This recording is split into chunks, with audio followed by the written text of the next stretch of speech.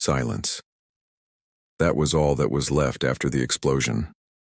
No alarms, no screams, just the low hum of dying systems echoing through the corridors of Station Oron 9. Outside the main viewport, the stars were still, but the view was a nightmare.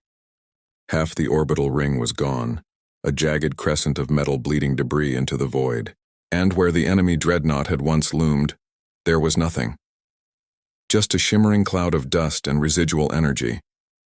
Commander Tivell floated in the observation chamber, his scales dulled with exhaustion.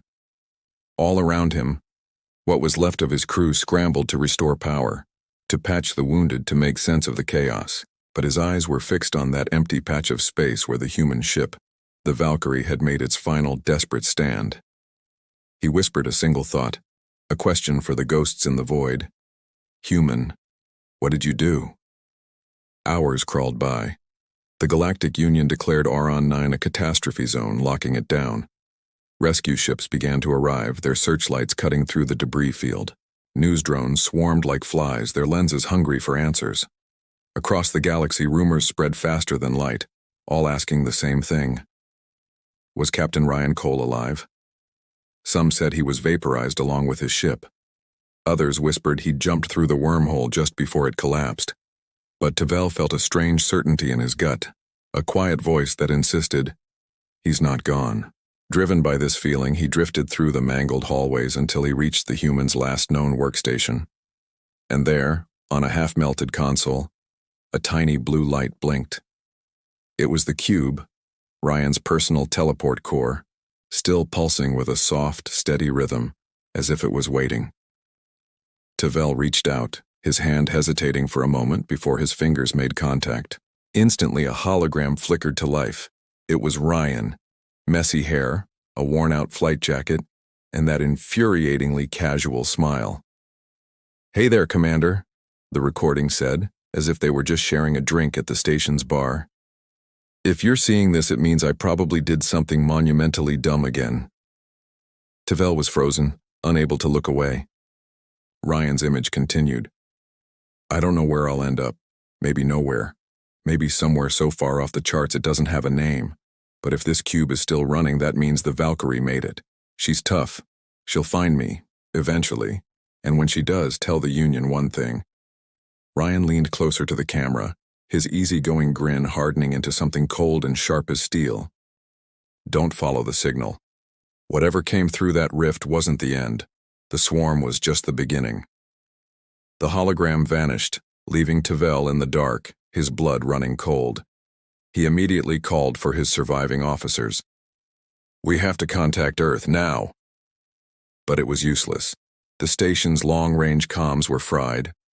Only a single weak distress beacon was still functional, repeating the same message in old Terran code. Valkyrie protocol, dormant, awaiting recall, location unknown. On Earth, that message was received.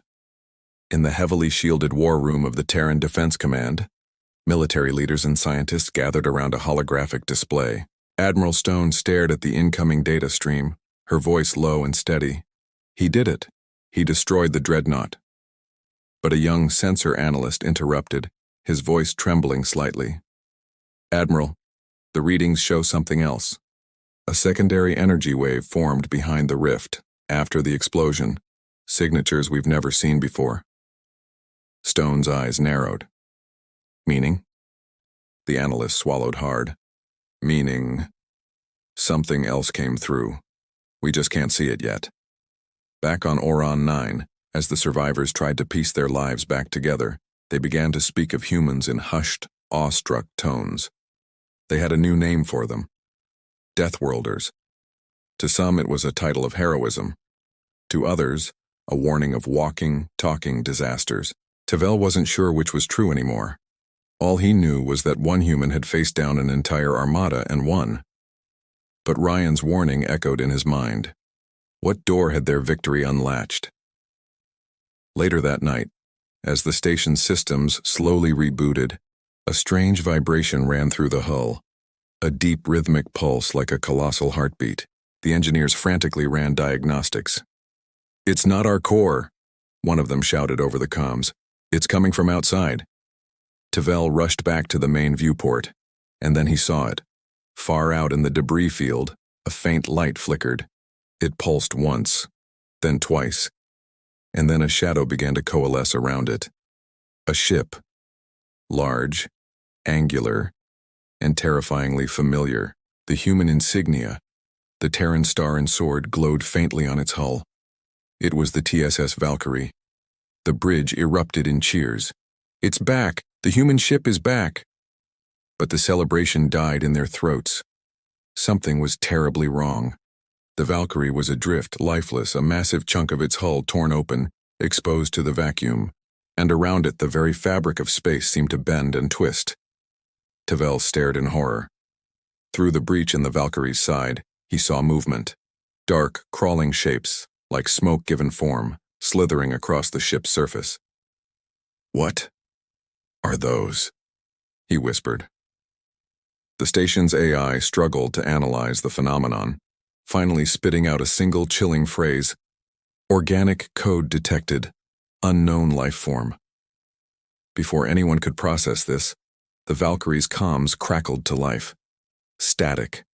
Then a voice, broken and strained.